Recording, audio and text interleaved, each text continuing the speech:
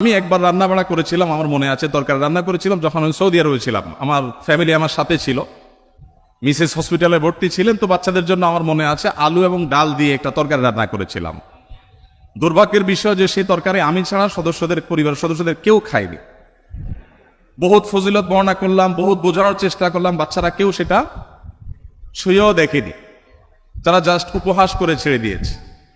অথচ সে আলু আর ডাল রান্না করতে যে পরিমাণ কষ্ট আমার গেছে, যে পরিমাণ ঘাম আমার ঝরেছে, যে পরিমাণ পেরেশানি আমার হয়েছে, সেটা আমি বলে তাদেরকে বোঝাতে পারতাম না। তো আমরা যারা কথায় কথায় খাবারের দোষ ধরি, আমাদের নবী সাল্লাল্লাহু আলাইহি ওয়াসাল্লামের এই সুন্নাত থেকে শিক্ষা নেওয়া উচিত যে মা বোনদের, আমাদের স্ত্রীদের, মহিলাদের খাবার যদি কখনো পছন্দ হয় আমরা খেলাম, আর অপছন্দ না হলে আমি খেতে চাচ্ছি না, অপারগতা প্রকাশ করলাম, আমরা দোষ ধরবো না। খাবারের দোষ ধরেন নাই জীবনে কখনো? এরকম মানুষ এখানে আছেন? একজনও আছি আমরা? থাকলে হাত তুলতে পারেন। একজন হাত তুলছে। আপনি খাবারের দোষ কখনো ধরেন নাই? কিভাবে সম্ভব? খাবারের দোষ কখনো ধরেন নাই? লবণ কম হয়েছে, এর চেয়ে ভালো হইতে পারতো, এরকম কখনো বলেন নাই? মাশাআল্লাহ, তো আপনি তো মহামানব। দেখুন, এক এলাকায় একজন হুজুর ছিলেন, এলাকার প্রায় সব বাসায় হুজুরের দাওয়াত খাওয়া শেষ, কোনো মহিলা রান্না করে ওই হুজুরকে খাবার খাইয়ে কখনো শান্তিতে থাকতে পারতো না। প্রত্যেকটা দাওয়াতের পর ওই হুজুর একটা না একটা দোষ বাইর করতেন। হয় এখানে লবণ একটু কম হয়েছে, না হলে ওখানে হলুদটা একটু কম হয়েছে, কালারটা একটু ত্রুটি আছে, কোনো না কোনো দোষ তিনি ধরতেন। সেই এলাকায় একজন শিক্ষিত পুত্রবধূ এলেন বাহির থেকে। আসার পর তিনি এই হুজুর সম্পর্কে যখন ধারণা পেলেন যে একজন হুজুর আছেন, এই হুজুরের কেউ খাইয়ে সন্তুষ্ট করতে পারেন না, উনি একটা না একটা দোষ ধরেন। যদিও হুজুর মানুষ দোষ ধরার কথা না, নবী সাল্লাল্লাহু আলাইহি ওয়াসাল্লাম সুন্নাহর খেলাফ। যাই হোক, এটা কতটা বাস্তব ঘটনা তাও জানি না, বাকি গল্প হিসাবে শিক্ষণীয় সেই হিসাবে বলা।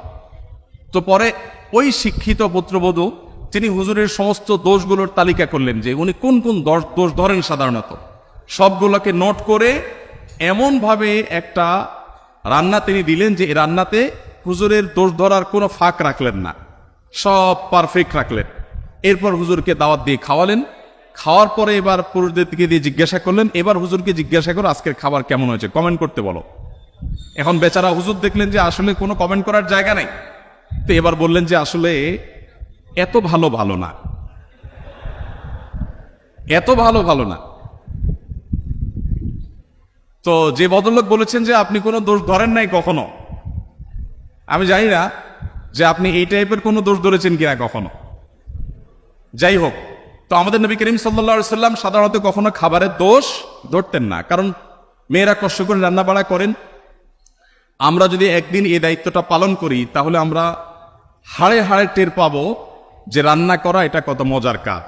প্রিয় নবী সাল্লাল্লাহু আলাইহি ওয়াসাল্লামের লাইফস্টাইলের দিকে তাকালে আমরা দেখতে পাই যে তিনি যখন খাবার গ্রহণ করতেন তিনি কোনো খাদ্যের দোষ ধরতেন না। কোনো খাবার তার সামনে এলে পছন্দ হলে খেতেন, আর পছন্দ না হলে তিনি রেখে দিতেন, কখনো দোষ ধরতেন না। কানা নবী সাল্লাল্লাহু আলাইহি ওয়াসাল্লাম লা ইয়াইবু তাআমা কাত্তু, নবী সাল্লাল্লাহু আলাইহি ওয়াসাল্লাম কখনো কোনো খাবারের দোষ ধরতেন না। এই হাদিসের মধ্যে কত্তু একটা শব্দ এসেছে শামাইলে তিরমিজিতে, কত্তু মানে হলো কখনো, তার মানে তার জীবনে কখনো খাবারের দোষ ধরার ঘটনা ঘটেনি।